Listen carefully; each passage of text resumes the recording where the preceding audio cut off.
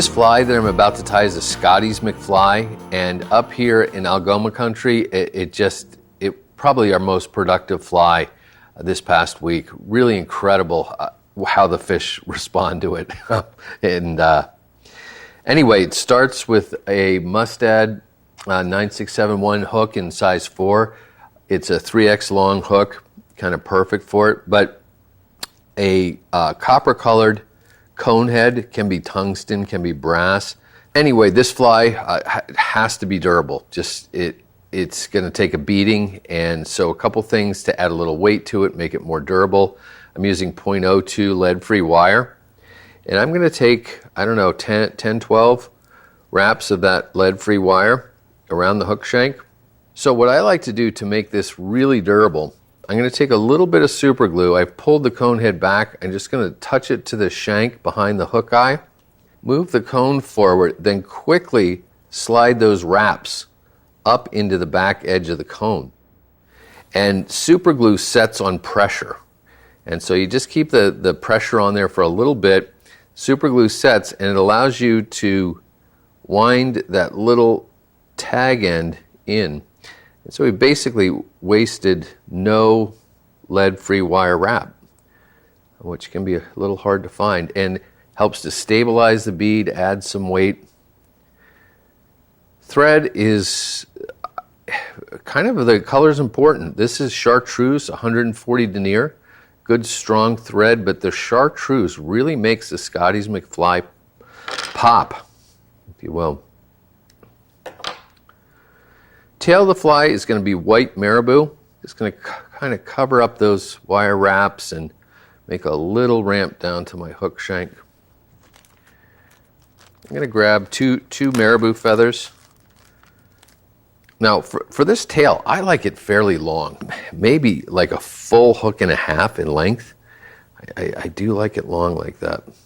Marabou stems bound down really well. I'm pulling up and toward me to try to keep them on top of the hook shank as best I can. We're not worried about the number of thread wraps here either. Durability is way more important than anything else with these flies. Now a little bit of flash, little flashaboo. This is pearl crystal flash, goes a long way. Time at first going down one side. The idea is to separate the strands on either side of that marabou tail. I'm going to snip these off just a little bit longer than the tail on the near side. And then bring them in and do the same on the far side of the fly. Real important though to end with your tying thread right at the base of the tail. Okay, so right about there. Body of the fly is pearl mylar tubing, and I'm going to go just a little bit longer, maybe a hook gap longer than the length of the hook. I'm going to take my mylar tubing and slip it over the body of the fly. Bring it back so it actually comes behind the hook bend a little bit. Pull your tying thread forward, take a wrap or two around, and then snug that down tight. Now, if you have one, a large whip finish tool really helps here to get around that mylar tubing. We're going to use that, and so we definitely don't want to cut it off. 4 or 5 turn whip finish. Seat that knot really, really well, and then snip your tying thread free. And for durability, absolutely drop of head cement to saturate those wraps back there. Let that sink in and dry. All right, so I have my mylar tubing on there. That's going to be the body of the fly. I'm going to take my tying thread and get it started once again on the hook shank. Again, 2 or 3 times around, then snug it tight right behind that cone. First thing we're going to do is tie in another.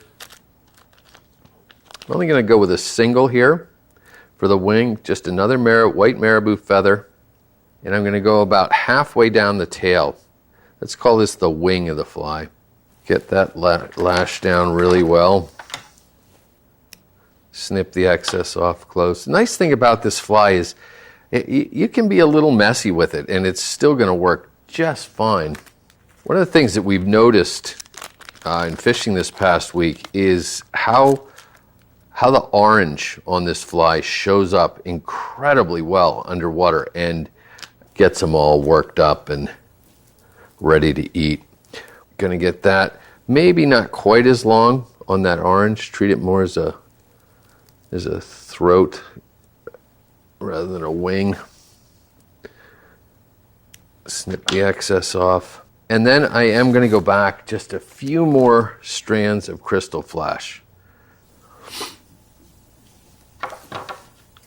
Snip the far side to length.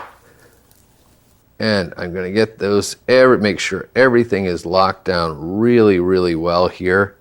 In fact, I'm going to saturate that with some head cement. Take this forward pointing portion of Mylar tubing and shove it back over top of the cone. And it kind of adds, you can spread it out a little bit. It adds this nice frilly little collar back there, a lot of shine, and really cleans up that area right behind the cone. And to keep it, just so it doesn't fray too much, I'm going to run just a little bead of head cement at the back edge of the cone, right around that Mylar tubing. It kind of locks the tubing to the cone and also keeps it from separating any further. So that's Scotty's McFly. Unbelievably effective for smallmouth up here in Algoma country.